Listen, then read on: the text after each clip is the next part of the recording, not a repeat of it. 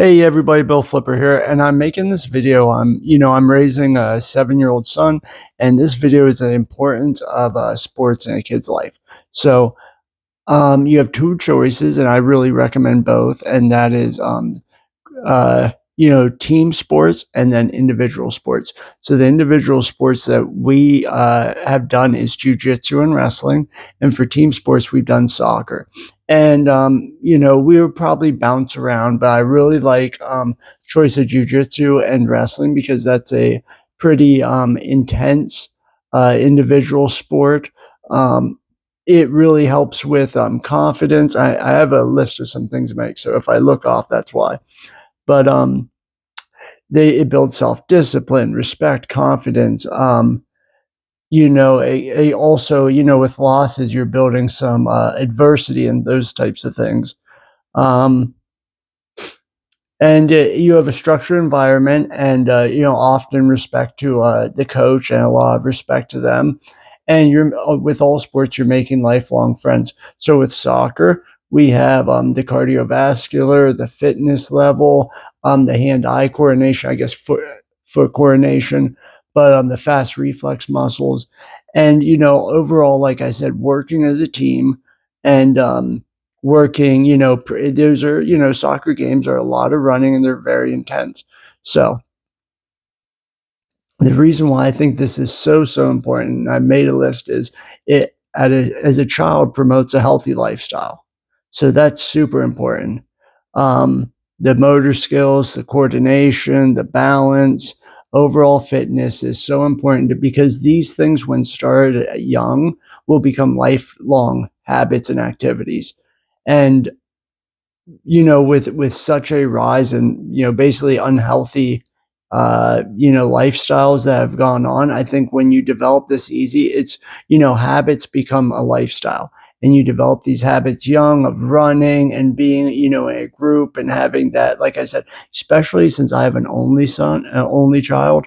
He's my only son. Well, he's my only child. So he has, he doesn't have any brothers and sister, and this is a great way for him to meet people, to meet other kids, for me to meet other parents, and develop those community and those friendships.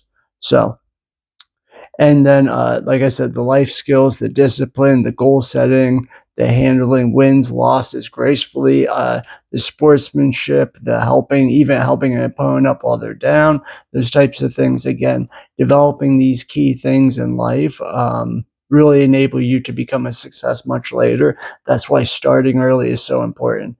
And I know too many parents I've actually met have they sign their kid up, their kid wants to do it, and then after 2 practices, the kid doesn't wanna do it.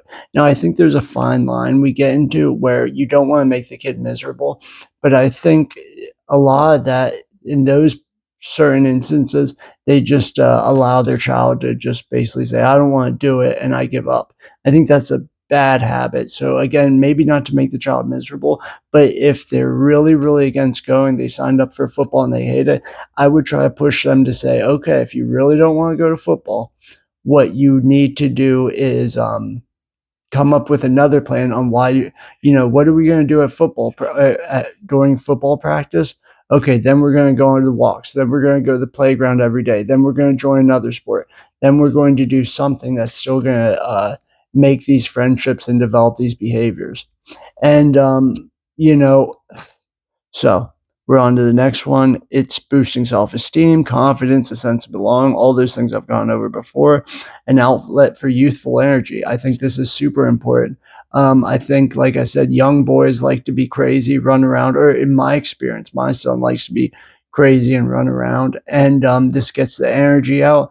It's very hard, they're not meant to sit at home and scroll all day. Um, Actually, I found this out recently. The more dull the toy actually is better. So the thing about Lego blocks that my son loves is actually a dull, boring toy forces the child to come up with an imagination. And the tablets where they're just scrolling, so they're getting all the stimulation. You get the zombie look, and that's actually because, like I said, I think it's a something out of the Montessori schools where the blocks are very simple and easy, and that forces the child to come up with a story, imagination. And again, the tablets are just an overload. And I've gone into before where the receptors they're hitting are just basically put you in a zombie state, a fugue state. And I think they're a horrible thing to hand to a child to almost sedate the child. I mean, it's basically just to turn the child into a zombie. So, and they're great devices for learning. I just think they're often used as a tool of a babysitter or something to kind of keep them busy while you're doing something else. I think that's a bad way to do it. But again, it's understandable. I think every adult does it. I'm not kind of judging with that. I think it's just overused in some cases. So again, encouraging, socializing. So the key really for you as a parent is to push your child or, push them towards a sport, find something enjoyable. And you may have to try different ones. A good way to do it is, let's say before you sign them up and you're not sure, you could have them play, you could have them go swimming for the swimming team, but you take them swimming first, you explain to what it's like.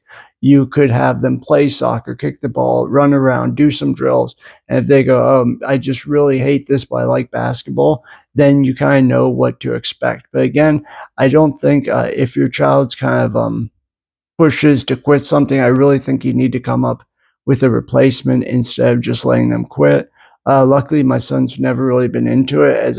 Like I said, as an only child, I think it's an ability to meet other kids and socialize. So I really think it's important for all those issues outlined, all those things outlined. And please let me know in the comments down below if I missed anything or what sports you recommend for kids. Have a great day. See ya.